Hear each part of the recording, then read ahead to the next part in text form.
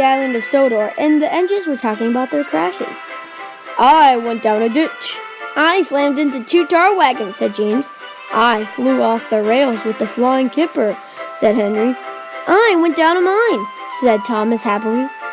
I remember my coupling broke on Gordon's Hill with some freight cars, exclaimed Percy. I know it's unorthodox, Gordon, but you will be shunting in the yards today. James, you will be pulling the Special Express, and all the other engines do your normal jobs. On the other side of the island, Salty was taking a big tanker of tar. He was taking it to the new level crossing. He was going over the bridge when suddenly he had to stop. There was a big gash in the rails.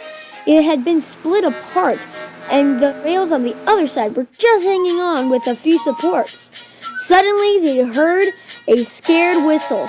It was Henry with a few freight cars rushing toward them. I can't stop! And it was too late. Henry had slammed into the tar wagon and was covered in ooey, gooey, sticky tar.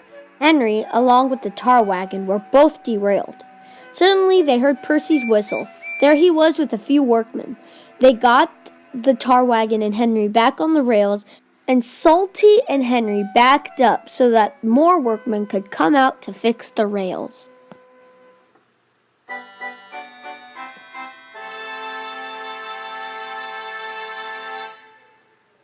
Soon the track had been mended, and Salty went over the bridge. Then Henry, so that he could get a washdown as quick as he could. While Henry was getting his washdown in the yards, Gordon pulled up to tease him. Oh, Henry, you are just too big for your wheels. If you were a tank engine, you wouldn't get in all these accidents. Unlike me, I've never gotten into an accident other than that ditch Suddenly, Sir Topham Hatt interrupted Gordon. Gordon, what did I tell you to do? Shunt in the yards. During that conversation, a tree had fallen onto the rails.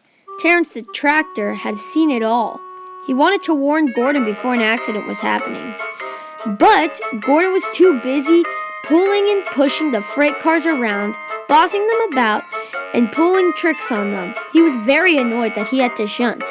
Gordon, there's been a little bit of a tree accident on the rails. I don't care. Nothing will bother me in this darn shunting I have to do.